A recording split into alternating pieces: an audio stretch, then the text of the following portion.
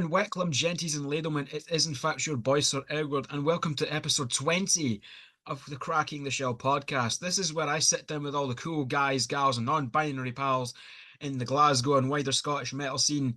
And on this delightful episode, the big 2-0, we have got Al from Coffin Mulch. How is it going, sir? Aye, all right. Yeah, smashing. Thanks. How you? Yeah, all good. Literally finished work like about 40 odd minutes ago, came home, quickly shoved food in my mouth and got this shit ready. So Excellent. I can relate. I can relate. So, like with every episode of this show, before we talk about what you're doing now and everything that's to come in the future, I like to rewind the clock a wee bit and find out just how we got here. Growing up, finding music, finding metal, those first bands that didn't quite make it, the the Al from Coffin Mulch origin story, if you will. Origin story, bloody hell. Um, no, it's probably long and boring, so I won't go into that much detail. Um, I got into I got into metal at a really young age. Um, like I guess a lot of people kind of in the tape trading scene, even like and stuff like that, know me from being like the the wee kid who used to send them tapes and stuff in the mail. Like I was quite heavy into like quite a lot of mad things when I was like kind of even like before I was a teenager, really. Um, so I've been that's kind of why I've got such a good record collection because I bought all my stuff when I was a wee kid when you could get records for like £2, £3 and CDs were cool. Um, so like I don't know how I got into metal. I was like it was round about the time like kind of Iron Maiden were quite big and stuff. It was like kind of maybe mid 90s. In fact, I'll tell you the absolute gateway to it was my big cousin was in a band. Um, he was in a band called Mortis Rain. They were like a thrash band. Their claim to fame was they played with Wolfsbane, who had Blaze Bailey on vocals. It was later in Iron Maiden. They supported them at the Harbour Arts Centre in Irvine. That was like their big claim to fame. They were actually really good. Uh, and he gave me like a I was like into like Metallica and Iron Maiden and all of that stuff, Sepultura and stuff. And he used to come round to my granny's and he was like, "Man, you're getting into some cool stuff. I'm going to let you hear some records." And he gave me a big stack of vinyl, and like that stuff still to this day is like my favourite records of all time. Like, well, I mean, it has my favourite album of all time, and Age of Quarrel by the Cro-Mags. Do you know that album? Yeah, yeah, I know that album. When I first got into like metal, I was obviously a wee bit later, and I kind of worked my way backwards because I found metalcore like a lot of Hatebreed and Killswitch Engage and like those ones, right? But then you find out like what they're I know I'm terrible, but then I find out what they're influenced by, and I go and listen to them. So I found Agnostic Front, and then I found like Mhm. Madball, and I found Cro-Mags and stuff. So yeah, Age of Quarrel is a brilliant album. I love that album. Yeah, I mean, it's like it's my joint favourite album with The Lamb Lies Down on Broadway by Genesis, but that's another story. But yeah, like that stack had in it like that had the first few Slayer albums, first couple of Testament records, Death Angel, Dark Angel, Stormtroopers of Death, Crumbsuckers again, like Life of Dreams by Crumbsuckers, one of my top five favourite albums, fucking brilliant. Um, it just had so much cool stuff in it. It was a thrash and crossover he was into, but it just like opens up such a world to me because like I don't know, like maybe you're a bit of a different generation to me because like man, I'm going to sound like an old cunt here, but like when I was like a wee guy, I didn't have the internet didn't exist. Do you know what I mean? Like so, like you got into bands by like looking at what t-shirts bands were wearing in the back of their album covers, you know, and who they thanked in the thank you list. Like I mean, like Max Cavalera pretty much invented my musical taste because I would just like hoover up everything he liked. And then it got me into like alternative tentacles and I'd buy all their records and it was like, yeah, it just totally blew my mind. And yeah, so after kind of getting into thrash and then obviously that leads on to death metal because you get Celtic Frost. My big cousin was really into Celtic Frost. So Celtic Frost just leads to everything. Do you know what I mean? It's Like, true they do. yeah, like I mean, it kind of bothers me when I hear like people these days being into death metal and they don't like they're like, oh, Celtic Frost, they're all right, they're not really that heavy or whatever. It's like, man, you're missing the fucking point here. Like, Celtic Frost is the fucking ground zero of all this stuff. I don't It really understand. is. Honestly, Yeah, it is. like I don't understand how you could be into like death metal or anything like that at all and not appreciate Celtic Frost. Like, it makes zero sense to me at all. Like, I think if you're not into Celtic Frost, actually, you're a fucking dickhead. Simple as. You don't like death metal, extreme metal. You don't know. You're a clueless goon. I was going to say poser, but people got upset by that, so I don't want to say that. But it's true though, man. It's like fucking Celtic Frost is like the ground zero of everything. And if you're no down with Celtic Frost, man, fuck you. Anyway, Celtic Frost then leads on, and then like punk and stuff like that. And I got really into hardcore. And like when I discovered like Black Flag and stuff like that, that was just something else.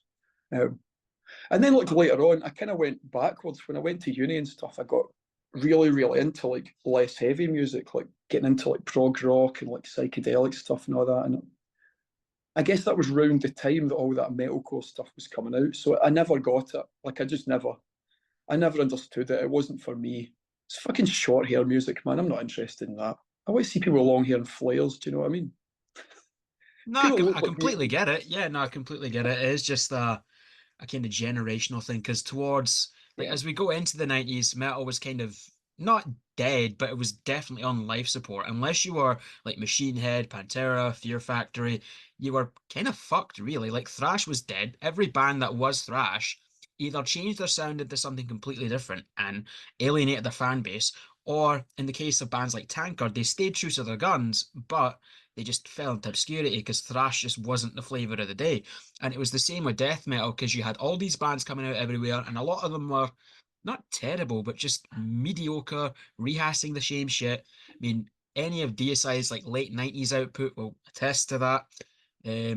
So it was just kind of dying a death, and that's when like they found like new metal was coming about, like oh your Korn, your Slipknot, your Disturbs, and then metalcore kind of came from about that. You had a lot of these like bands that were kind of straddling the line between metal and hardcore, and then finding ways to combine the two. And you had your very early ones, bands like Earth Crisis and Hatebreed, and then you find them getting more melodic with stuff like All That Remains and Killswitch Engage, which are two of the probably the best ones, but that was just kind of the era I grew up in, which is when the internet was just kind of starting to become a thing, and it was like the modern version of tape trading, where you could go on websites like LimeWire, MySpace, and I suppose nowadays you have stuff like SoundCloud and Bandcamp, where it's kind of the same idea as tape trading. You see, like you go into a band's Bandcamp page or whatever, you see their records.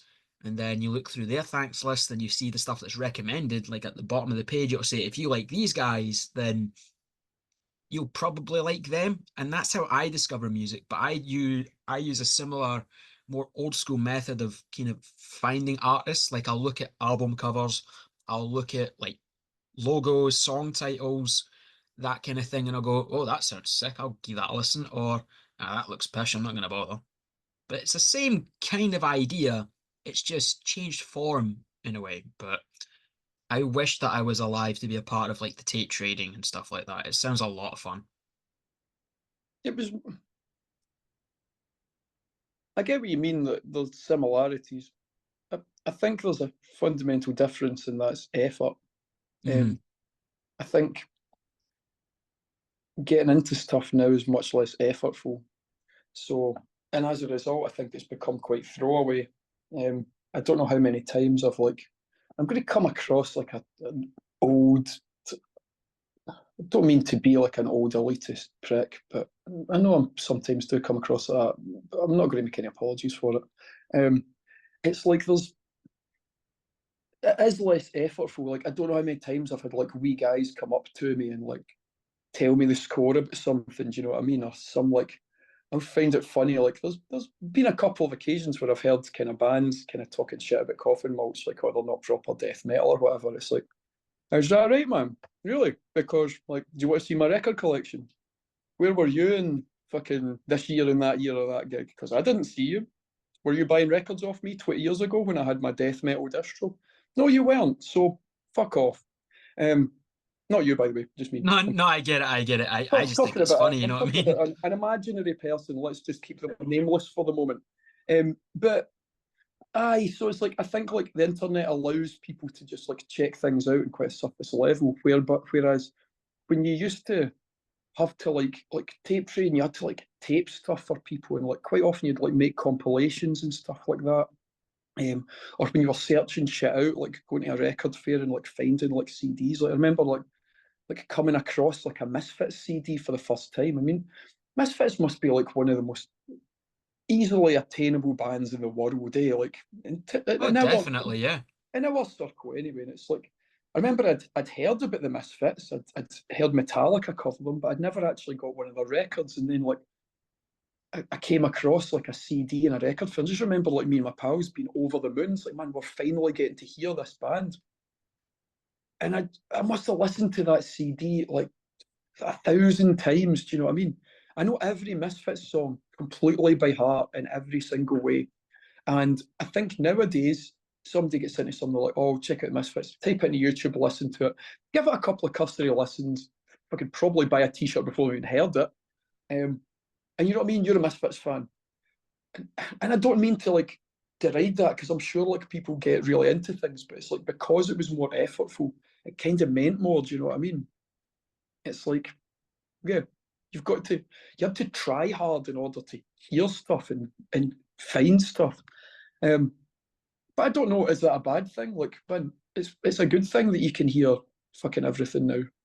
I wish sometimes people would appreciate it a wee bit more because I think people don't appreciate stuff. They don't appreciate bands coming through. They don't appreciate what bands put into making their records and stuff like that.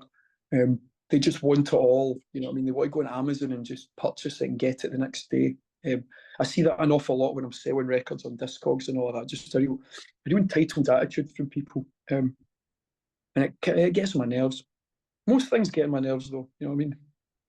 No, I completely get it, and I honestly do agree with you that it was more effort when you had to, again, look at the t-shirts of the guys on the records that you already had, look at thanks lists and all that. There was a certain, it's like if you're in a video game and you've got this really long ass quest with like 15 different fucking objectives, and then when you finally reach the end of it, it feels a lot more rewarding and satisfying than just, oh, I can buy it, with like microtransactions or some shit. Um, so I completely get where you're coming from. And a lot of the times I do wish that I was born in that generation because it sounds like something that I would really just have a field day with. Like, don't get me wrong, the convenience is cool. Like, I could go on my Apple Music, listen to a band, then scroll down and see, oh, if you like these guys, you'll like these guys maybe. But I definitely do Yeah, I mean, wish the that was downside is around. you would have had to live through new metal, which was fucking rubbish. I mean, yeah, that's true. And I will say this, right, as much as because I was born at like the arse end of the 90s. So thankfully I kind of missed all of that. But going back, there is a lot of new metal that is like a lot of it's trash. It is. I'll freely admit that. But you do get those little nuggets in the giant pile of shit and mud. You do get those wee nuggets of gold. Like you get these kind of really weird fucked up bands like Mudvayne or Nothing Face, but they weren't the ones that, broke through and got the big arenas or got a massive festival named after them or whatever. They're the ones that were just too fucking stupid and weird to get played in radio. Whereas a lot I of agree bands they like were too stupid, so that's definitely true. and the creepy ones are usually the ones that usually get my attention. It's like if you're doing something different, that's what's going to get my attention at least. I like bands that piss off the status quo of, I mean, prime example, you get bands like Sleep Token that making all the metalhead boomers be like, oh, this isn't metal, and but it's like they're doing something different.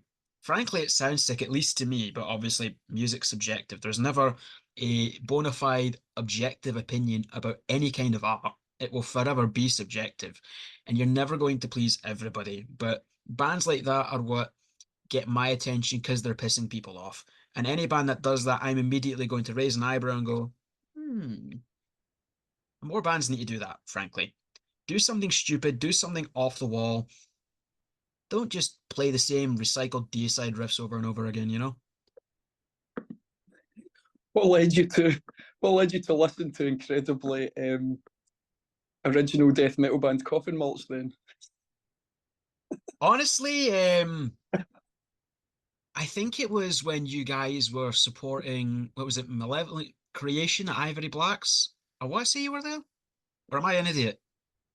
No, we did. Although, right, I'm gonna say this now. That doesn't count as a Coffin Mulch gig because, well, the only person who's in Coffin Mulch that played that gig was me. Yeah, that was a bit. That was a bit of a that pretty much led to our guitarist leaving that gig. That was the last gig he played. Yeah, yeah, that was a pretty disastrous gig. I mean, I think the set was okay, but yeah, we had our drummer was away, our bass player was away, so Rich and Fraser both couldn't do it. Guitarist recruited two other guys to play, um, one of whom we won't be seeing anymore for interesting reasons. Mhm. Um, and yeah, so it was like half a Coffin Mulch. And then it kind of led to some arguments, and our guitarist ended up leaving after that. And there was fuck all empty there. And we also didn't get paid for that gig as well. The guy organising it disappeared at the end of the night, and he said he was going to pay us. I'm still waiting on some payment, to be honest with you. Wonder That if. was what, arse end of 2022? Yeah, nah. Yeah. Unbelievable. What a bastard. Mm. I think he stopped putting on gigs after that. I would imagine so, because you would just find everybody stood in front of the stage ready to kick his arse. Fans You probably included. you would think so, yeah, but it didn't really happen. But yeah, so that was. Yeah, I thought playing with Malevolent Creation would be amazing, if I'm honest. And like, there wasn't anybody in it. It was all fucking young guys. There wasn't anyone in Malevolent Creation that's been in them in the past. Like, because they did the whole. It was like the anniversary of Retribution or something, was it not? I Yeah, think it they was, yeah. banner. But yeah, there was no one in it. In fact, the only guy who was an original member in Malevolent Creation. What's the guy's name? The fucking racist guy. He's an asshole. Thankfully, he wasn't there, but he was the only like original member left. So it was a bunch of young guys doing Malevolent Creation covers. Yeah, I wasn't too into it, if I'm honest with you. I'm glad you liked it though. Well, yeah, I mean, I enjoy Glad you the. liked the Malevolent Creation covers band and the Coffin Mulch covers band. And it was the starting point, but I've seen you guys a bunch since. I went to All the right, cool. Spectral Intercession release show, That was a and belter. it was a belter. It Yeah. was an absolute class show. I really loved it. But what found me to you guys was because when it comes to death metal, I lean more towards a lot of the like mid to slow tempo kind of bands like Death Doom, like Asphyx or Obituary. Like Obituary, I would say are the top for me. I would say Obituary are the number one for me, which I mean circle back around to the Celtic Frost stuff. They're basically just a pile of stolen Celtic Frost riffs. So it Totally. all syncs up. But after I found Obituary, of course, went back and found Celtic Frost. Pretty much liked everything they've done except for that album that won't be named, that they have not reissued since, and we're very glad for it. That's all right. Cold Lake's all right. I just named it. It's okay. I'll tell you what, I'll listen to Cold Lake before any of the new stuff, to be That's honest. true. Yeah. Apparently, at this point, like he's been playing with Triptychon and then doing Celtic Frost stuff, but it's like, how long till he just renames Triptychon Celtic Frost? I know. Yeah. Waiting for that. It's going to happen. Yeah. I saw Celtic Frost when they came back the first time. Mhm, Come back again. I don't even know. I've kind of lost touch. They played with Watain and mhm, Cray, maybe. Is that right? Maybe I'm getting my gigs mixed up. Was it the Garage? It was really cool. Like they did some new stuff, did a bunch of old songs. Like it was decent. Um, but yeah, I don't think Cold Lake's all that bad, man. There's a hot take for you. See if you take away love the them. because people say, oh, it's a glam metal album. No, it's not. It's not a glam metal album at all. Like, it doesn't sound like Bon Jovi. It sounds like a kind of weak version of Celtic Frost. And like, if you take away the photo in the back of it, where like you can see like the pubes and stuff like that, and they've got the poodle haircuts, and the kind of lame cover art, like it's just a kind of like a kind of Tesco value version of Celtic Frost. The riffs are still pretty good. Like he still sounds like Tom G Warrior. To me, it's a disappointment because I actually think that Into Pandemonium is my favourite Celtic Frost album. I really like how it's kind of weird and avant-garde and quite. They're just doing whatever. See, we were talking about bands pissing people off. Mm. That was all about. Like, into the pandemonium, like opening the album up with like a cover of a Wall of Voodoo cover. You know what I mean? And it's class. Yeah, I think that's like a near perfect album. But the most disappointing thing about Cold Lake is that they didn't go on with that. They stopped experimenting and they just kind of became this kind of bland, thin, weak version of Celtic Frost. But it's not a glam album. Whenever folks say it's a glam album, bullshit. I don't know what they're talking about. It's all right. Don't listen to It's it. I listen it's dark and spooky. That's to all it is. the Metal Discharge album. I listen to it more than that. Yeah. But yeah, whatever. It's fine. I love the hot takes, you know. I think it's great. Like I had a few with Callum from Terranos. It was fantastic because He's a it's master of interesting as well. It, oh no, that episode was one of my favorites to film for sure. Yeah, it was good. Let's see. We just kind of well, we answered the first question, and then we just kind of I don't know where we went, but that's what this is about. I like the waffle. I like the random bits. It's not just question, answer, question, answer. If you want that shit, go to fucking Loudwire, you know? But so as opposed to so that's we've got the like the origin out of the way. How did Coffin Mulch come about? Because I know you guys kind of predated this post-COVID metal boom that's happened in this country by a couple of years. Started in 2018 and then put out the first EP in 2021, kind of smack dab in the middle of COVID. How did the band, I suppose, come about and what were your ideas kind of initially? Did you see making an EP? Did you see making the first record? It's kind of your first thoughts and your first experiences in the very early days. Um, well, it was originally me and a real guitarist Davey, who you'll know from like he played in Brainbath for a wee while, and he's been in tons of different bands.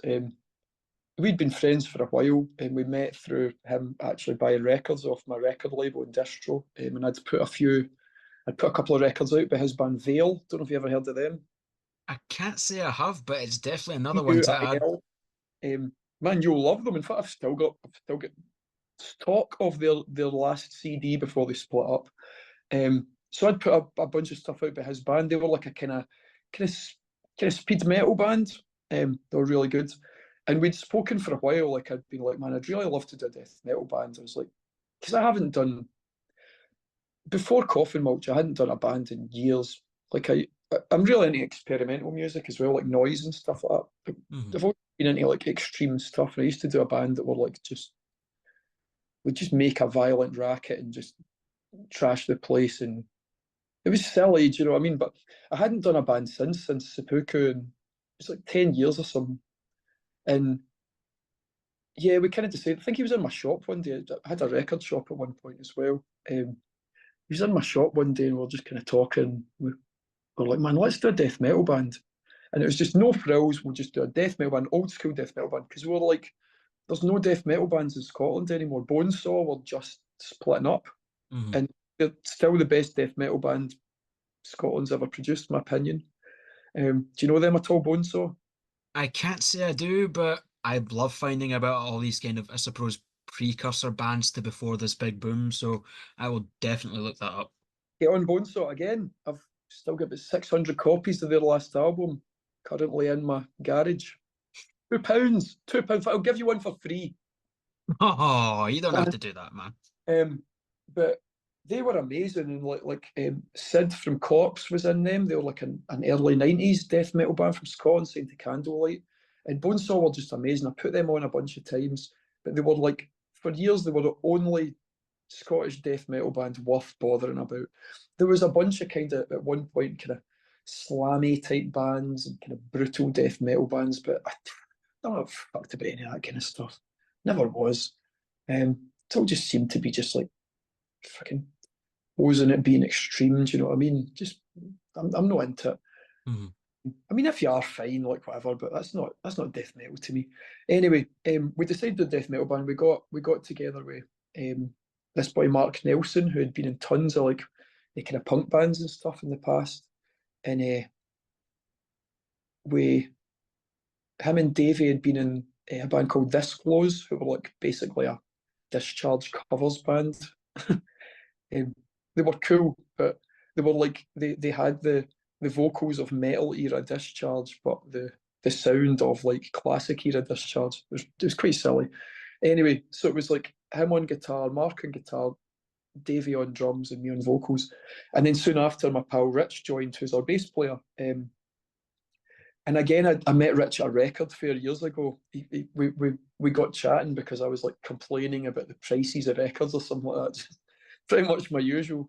Um, and I'd recognised him from going to gigs for years. And we became really good friends really quickly. And when we needed a bass player, we're like, man, let's get Rich on. So the three songs in the demo were written with me, Mark, and Davey, as far as I remember. I'm pretty sure Mark wrote the song Coffin Mulch. I could be wrong. He definitely wrote the riffs for it. And then we came to record the demo, and Mark never appeared. He didn't turn up at the recording session, and we've never heard from him since. That's very weird, eh? And I literally don't know what happened to him. Like, no, I do know what happened. He bought the record when we released an album. He bought it.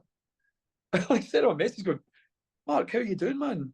What's this? And he never replied to me. I don't know. I don't offended him in some way. Absolutely no idea. Literally never heard from him again.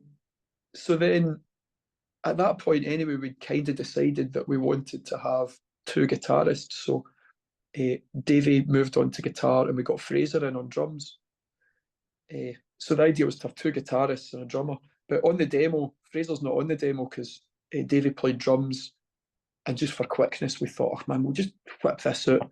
And we put guitars on it. In fact, Mark scratched guitar. This wasn't my idea. It still really annoys me every time I hear the demo. There's a bit in the first song, you hear the guitar going really, really quiet at one point. That's Mark playing. And we kept it on because we're like, well, we want to keep him on the demo so that he's been on it. It sounds fucking stupid because it's like unproduced scratch guitar and then all this stuff. It sounds pretty decent round about it, but whatever. And then it turned out we never got to do anything for ages after it because COVID happened and we live all over the country, so we never got together. We basically didn't. We would end up not practicing or doing for like a year and a half, nearly 2 years. Hmm.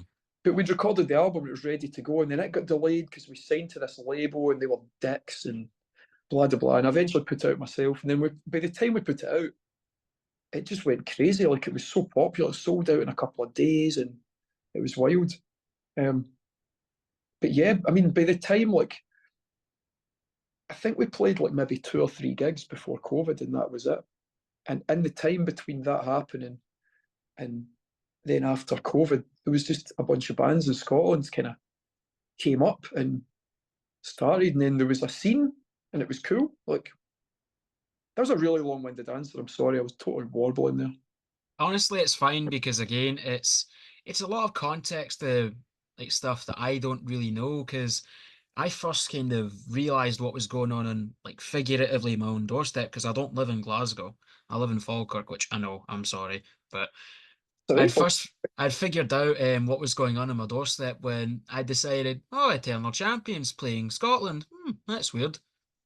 What's the support band? Brain Bath. All right, I'll go. It's like here's classic Autopsy worship, and then here's an epic heavy metal band, which is still one of the most random gigs I've ever been to. But I listened to Brain Bath, I really like them, and that's when I kind of started digging like what else is going on here?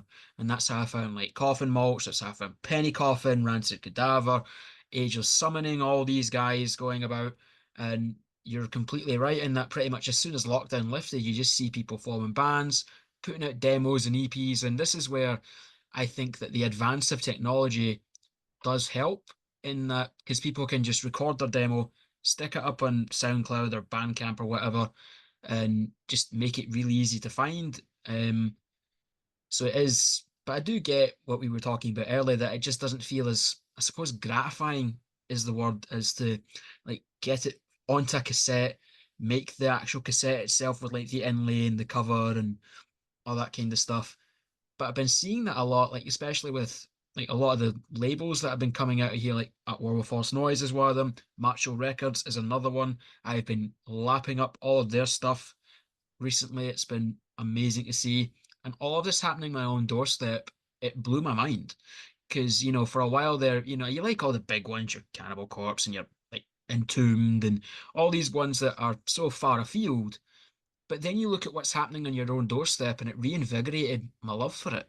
And honestly, a lot of these bands that I've been seeing, like especially in like the last year or so, with like Ageless Summoning putting out their new album, and then bands like Jaundice, it's mind blowing to see people so hungry and so passionate. And it's had an effect in the gigs as well. And I've had this conversation a few times with a bunch of people that before COVID, if there was like a local big gig or whatever, or there was like local support bands in a gig or whatever, you would barely see people there. And now, like you see a bunch of local bands playing audio or I've completely brain farted the name of the venue. Shit.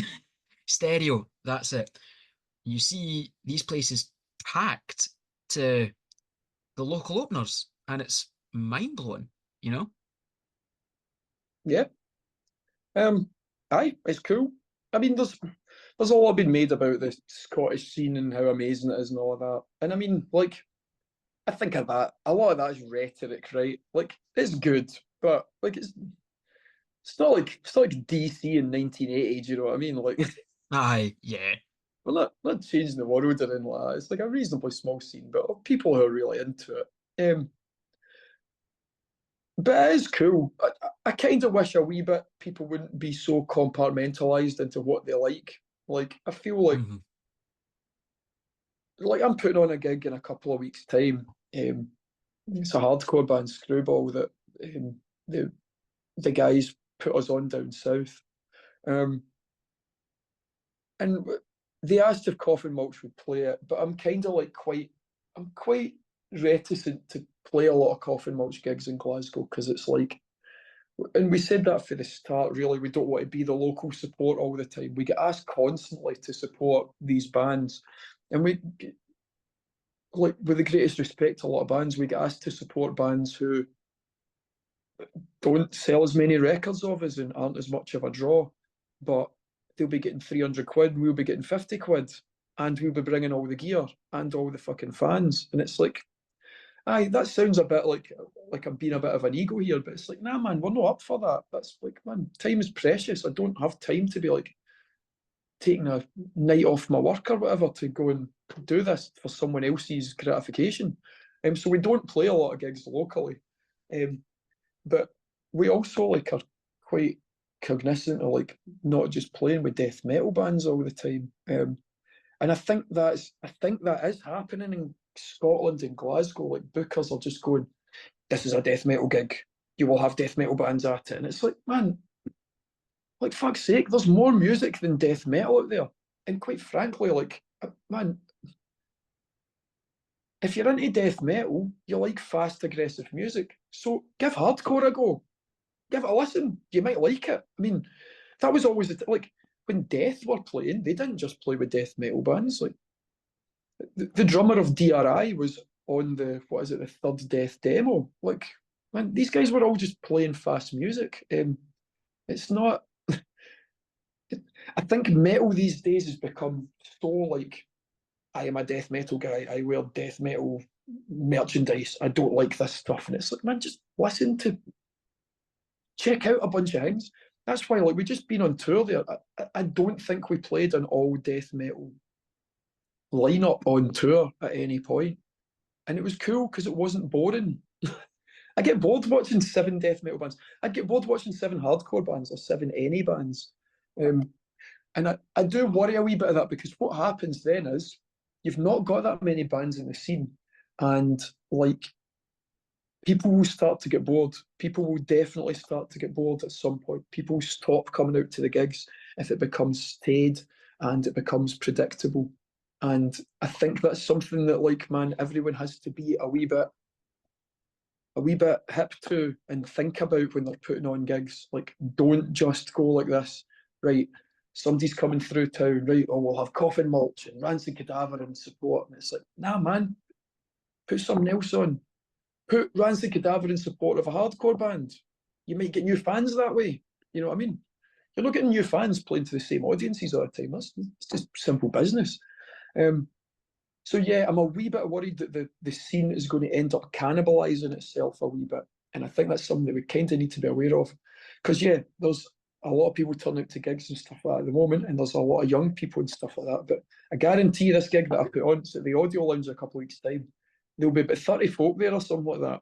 And I'll be cursing everybody going, where are they fucking there? There is also a death metal gig on the same night though, which is a bit of a shiter and I feel bad about. But it's in fact Brainbath are playing. It's Blasphemer and blah de blah. Oh Brainbath, yeah, I'm going to that one. Invos. Right, so you'll not be at my gig. I know, I'm sorry. He just leaves the call. That's it. Interview over. Bye. But no, I completely agree with what you're saying there is because even now I'm finding that if I'm listening to like four, five, whatever, especially if it's like a big gig with like more than say four bands, it's getting a lot harder to kind of keep the energy up, especially when they are all very much the same. It's like case in point, right? Was at the Hellripper gig last night. Their supports were Tempered and Disposable, two thrash bands. Um, I love thrash, but I do find that it does get stale and repetitive if it is a bunch of the same shit in a show. So But I we definitely, actually got asked to play that gig, but we couldn't do it. yeah. I think it would have been a refreshing change of pace because, like, you've got Hellripper, which is like black and roll thrash, and then you've got Disposable and Tempered that I suppose are a wee bit more straightforward. And saying that, Disposable have been playing a lot of their because I had Ollie on the podcast a few weeks ago, and he was talking about their upcoming album, and it is leaning to be more of a hardcore album. It is pretty much exactly like a hardcore album, which I think is needed. And I think there needs to be a lot more crossover at gigs, like you were saying there. Have a death metal band support a hardcore band, or have it the other way about. Have a black metal band on with a thrash metal band. Have something to just spice it up, get a wee bit more of a blended crowd, because then everybody's going to discover new bands and everybody's going to leave with something, as opposed to here's 4 hours straight of blast beats and stupid Cookie Monster noises. I mean, it's cool, don't get me wrong, but those gigs that are mixed, I find a lot more exciting and a lot more memorable. Well, we put on, me and Kendall for Brainbath put on Fulci like over a year ago now. It's the first time Fulci had ever played in Britain. And who played that gig? Brainbath play it? Slime Lord played it. Hmm. Slime Lord had to play it because they had already had the venue booked. Um, and the only way we could get the venue was where I Slime Lord to play it. I think Brainbath played it as well. And I got my friend Sinky, who does a thing called Repeated Viewing to support as well. He played before Fulci, and he does like synthesizer music. So he plays like 80s kind of soundtracks on synth. And in fact, I'm releasing his next album soon. It's just getting mastered just now. And that was the best band that could have supported Fulci possible, because Fulci are like they play like this kind of almost slam death metal, but they're like really influenced. They're called Fulci. They're really influenced by like 80s horror cinema. And they also do kind of soundtracky type stuff as well. So having a guy playing like banging 80s synth before they played was amazing, and it went down really, really well. And I think if most other promoters were to put on Fulci, they would have some death metal band support. In fact, Fulci are playing quite soon. They are And indeed. I can't wait. aye, I mean, like, and Fulci had got in touch and said, would Coffin Mulch play that gig? And I was like, absolutely, definitely, because like we put them on, I became good friends with them, they came and stayed with me and stuff like Mhm. that. And then we got some bullshit about, oh, the promoter said that like Coffin Mulch cost too much money. We don't. We weren't even asked. And I can't remember who's putting this on. It was like Triple G or some bullshit like that. They've never asked us to play a gig in their entire lives, I would imagine, because they know my stance on their bullshit practices and for getting bands to sell X amount of tickets and blah, blah, blah, blah, blah. Anyway, I guess my point is, I don't know. Is the support band Sacrificial Burial, and who else is playing that gig? I know Suffering Rights are playing it, Suffering Rights, sorry, Suffering Rights. and Tempered, I think, were announced again. I don't remember. Tempered. There you go. I mean, man, no harm to those bands, but there you go. Tempered are playing it again. It's just like we're cannibalising here. Do you know what I mean? We're No, having I the same completely get bands, it. Yeah, the it's the exact same same. bands that sound the same, playing the same things. And again, I don't want to be disrespectful. I'm not meaning to be disrespectful to Tempered or um, Suffering Rights, because like man, those guys are really cool, and I'm friends with them. I mean, I don't really know Tempered that well, but they're sound guys. But it's just like think outside the box a wee bit. Do you know what I mean? Um, I don't see that going on, and it's what leads to the death of scenes. 100% leads to the death of scenes, um, and we've got to be aware of that because, like, that's why these things last a couple of years and then go, and everyone moves on to something else. I've lived through so many like cycles in Glasgow of like just things coming and going. Do you know what I mean? What I would say about Glasgow now is it's not got the same. Glasgow used to be really bad for having the kind of the boys' club of guys in bands who just like bullied everyone else, and like Mm-hmm. no one else could ever get gigs. And this, I mean, really, when I say the same bands played every support gig, there was like 3 bands played every single gig. Yeah. That doesn't really exist as much now. A lot of those guys have fucked off or tried to come back in and kind of got told to beat it, which is cool. It's a lot more of a it's definitely a lot more less of a man centric zone. Mm-hmm. Used to come to a gig in Glasgow and it was just a bunch of kind of Oh, it was a sausage fest. Yeah, absolutely. middle aged, I don't know, middle aged at the time, but just bearded, bald headed men. No offense. Um, bald. Hell, you're wearing a hat indoors, man. Don't. I mean, yeah, kind of. There you Like, go, yeah. I would love to have long hair, but genetics was not kind to me. So Skullet, man. There's nothing more metal than a skullet. I could do that, but then I'm like, I don't know. I'm not Devin Townsend, and I think he's the only one that can pull that off. It's like you see Slash with the top hat, or like Freddie Mercury with the big cop porno mustache.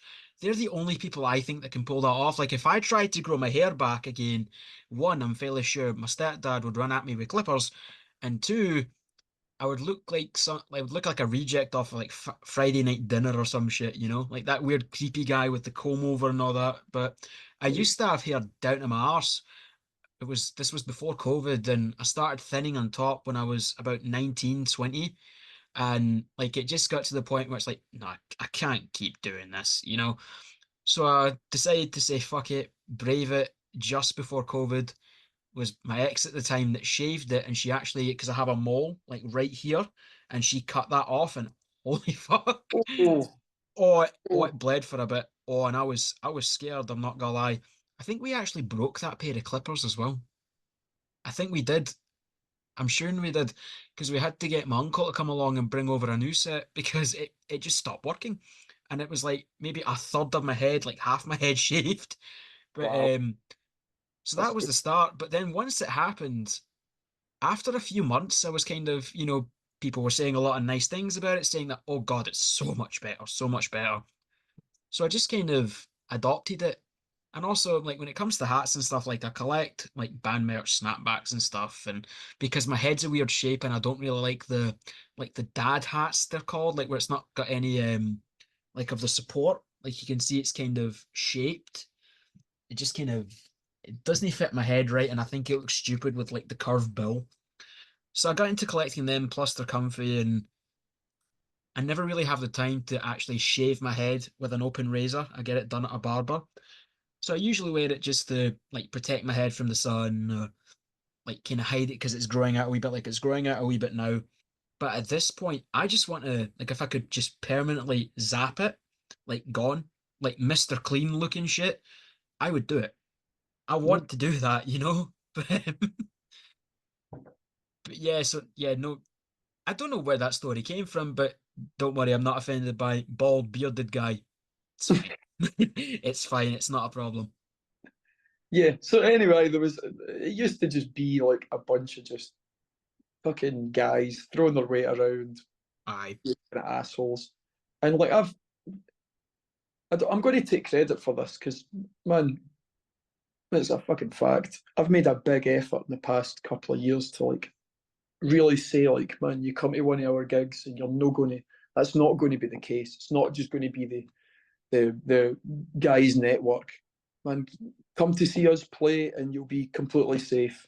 You know what I mean? Like you can be a wee guy, you can be a lassie, you can be queer, man. All these things are completely not only accepted where we are. And anyone who thinks in any way otherwise, man, they can go, they can leave. They're not welcome at it. And I think that's a really, really important thing. We've made a big effort to like really put that view forward. Mhm. And the result is, I man, like we just played on tour and every gig had like so many more like lassies and queer people and people for all kinds of backgrounds and stuff like that. And it's really heartening, do you know what I mean? Like I really, really like that. I'd say it's been the best thing about doing this band. And loads of people are in touch a lot, and in touch a lot talking about like kind of political stance and stuff. I mean, this all comes from me because like I do all the social media and stuff like that. But like saying things like when we played Damnation and I spoke about like Palestine and stuff like that, and loads of people that came up and said like thank you like for talking about that. Other bands only doing it. And I think that kind of stuff's important as well. I think there's been a bit of a shift. I think we could go loads further in Glasgow, to be honest with you. I think there's too many bands that are like, oh, well, it doesn't affect us and oh, we're not political and all that. It's like, man, come on. It's fucking white privilege they're talking. But I think as a result of that, it's definitely it's a more welcoming place to be. Do you know what I mean? From what it used to be. Glasgow used to be a very unwelcoming place for Mhm. metal. Very. No, it definitely did, and that's one thing that I'm noticing as well. Like even at the Hell Ripper gig last night, there was so many more women, non-binary people, trans people, and all that. And it is really heartening to see, especially because, like, I suppose metal as a whole has known for being like a guys' club, a sausage fest, whatever word you want to use to call it. But metal and like any kind of angry guitar music is meant to be a giant middle finger to society, and it should welcome everybody. And I will always say that. Anything I do, it's like one of the last guests I had, Mrs. Frighthouse, you know, they're Eh, you know, they're women, they're lesbian, they're non-binary, trans and all that. So I'll talk to anyone at all that is passionate and just wants to do the thing and just loves what they do. Doesn't matter what's between your legs, what color you are. If you are in this scene, you're welcome. It doesn't matter. As long as you love what we do and show the love back, then you're welcome. It's a big fucking family and we all need to be there for each other. I think the thing is though, so I read a book a wee while ago. It was about can't remember the title of it. It was something like How Not to Be a Racist. Yeah, um, what but random ass title, yeah. the guy, the guy who wrote it made basically the kind of central point of it was this. Because I hear this quite a lot. I hear people kind of talking about like usually straight white men going, "Well, I've got nothing against anybody," and that very well may be true, and that's cool. But here's the thing: it's about equity and not equality.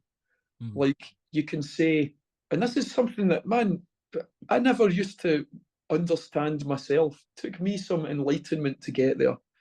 Um, it's like, aye, man, you can be cool to whoever you meet and be, um, not treat anyone differently.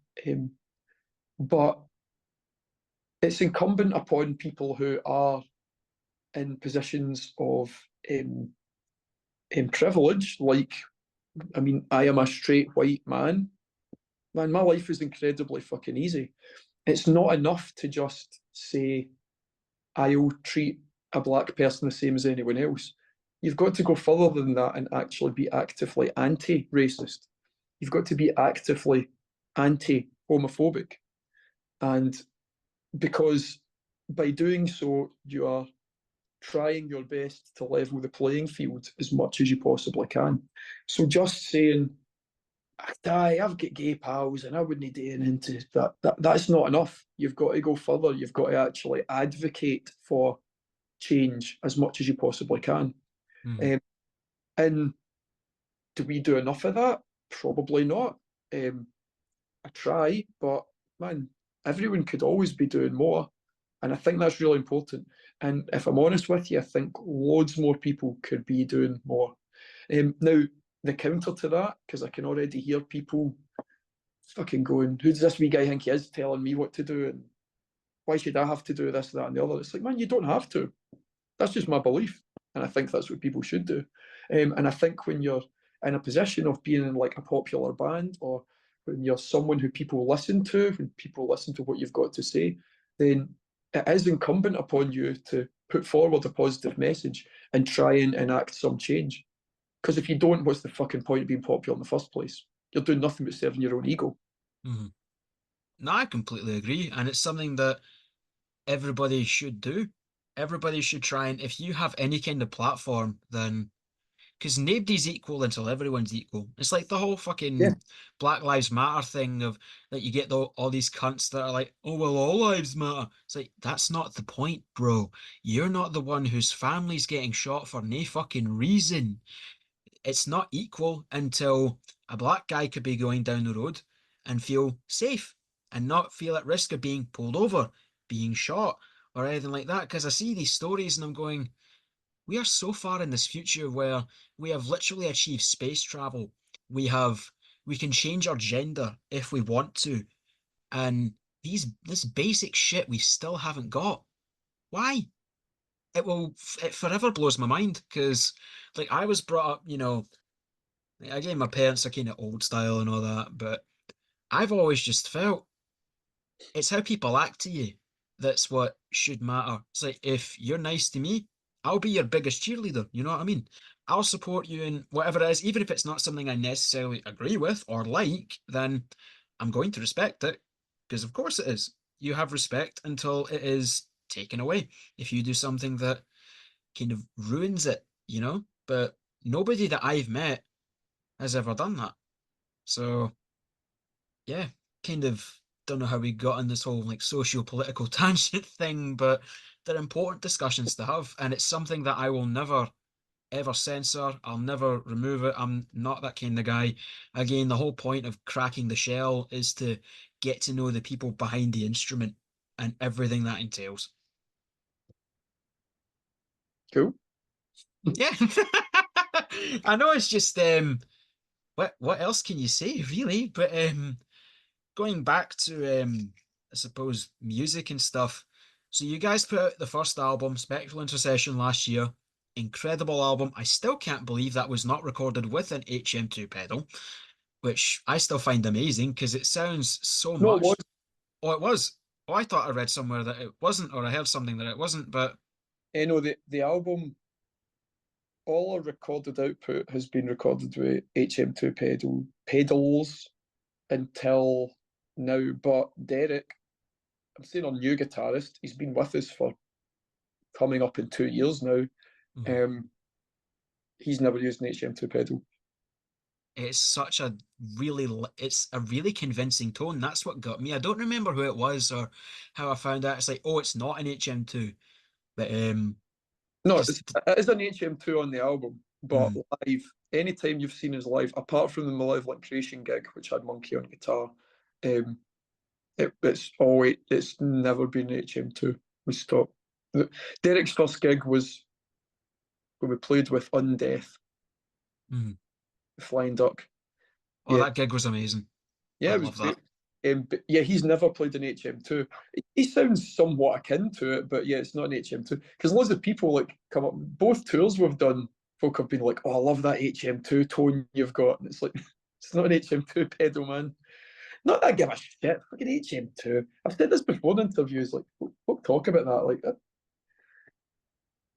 I listened to music for 20 years before even knowing what an HM2 pedal was. I don't know. I just thought, I was just like, man, that's what like Entombed and Dismember sound like. I didn't know it was a thing. But I don't care about that kind of thing.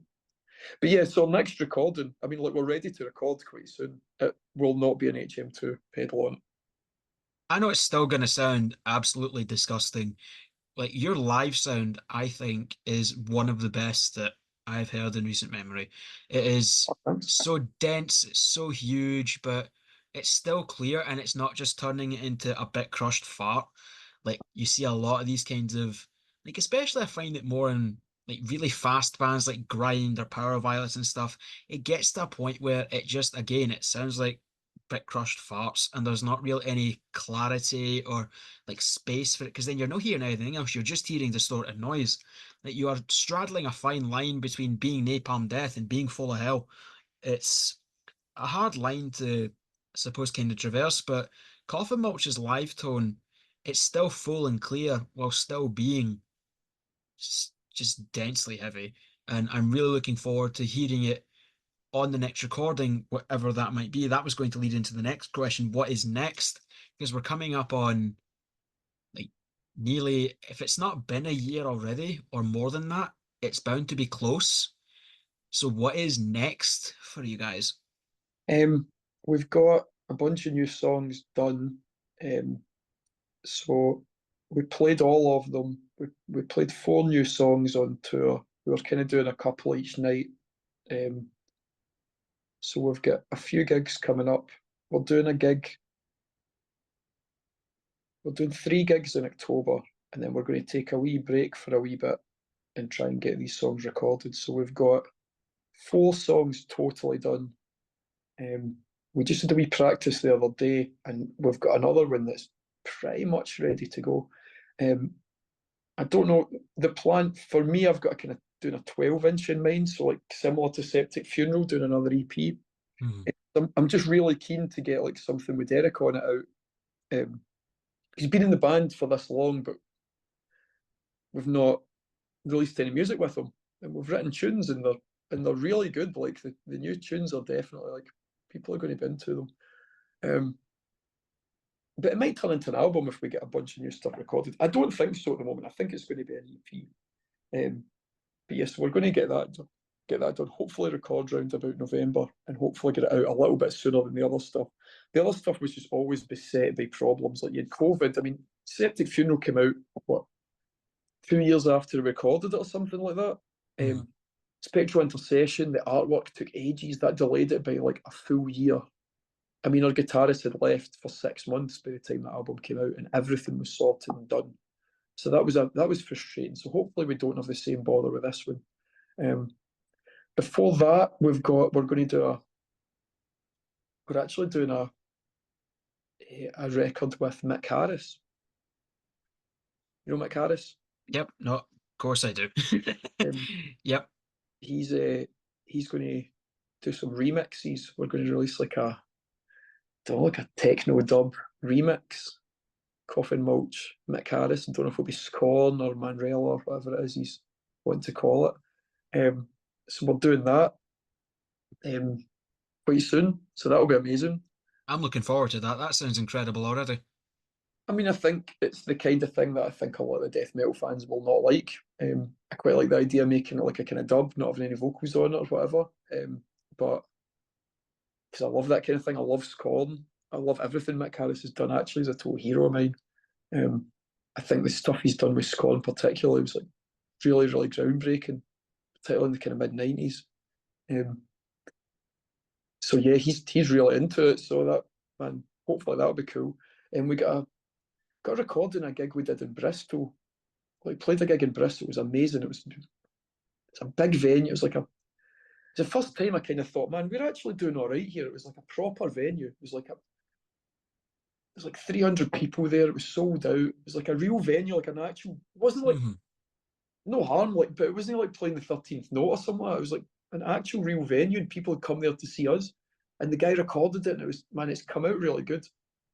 Quite like the idea, maybe doing like a live record, doing quite a limited live record or something like that. Because the last tour we did, man, it was such fun. It was a real big success.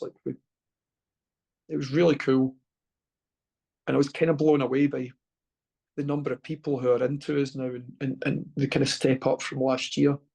So I'd really like that to be like um, documented in some way. You know what I mean? Um, but yeah, so like a few things going on. I've just reissued both the albums on At War with False Noise because they were kind of out of print. So they're selling pretty well. But I printed like another 1,000 of each, so there's tons to go around. We're going to have them at gigs because I was kind of getting a bit fed up of people like constantly asking, "Is this there?" And it was sold out. Do you know what I mean? So like we just thought we'd do absolute tons of them. So they're always in print. Mhm. And the more you do, the cheaper you can sell them. So you can get they're £15. Do you know what I mean? £15 for a record and a gatefold sleeve.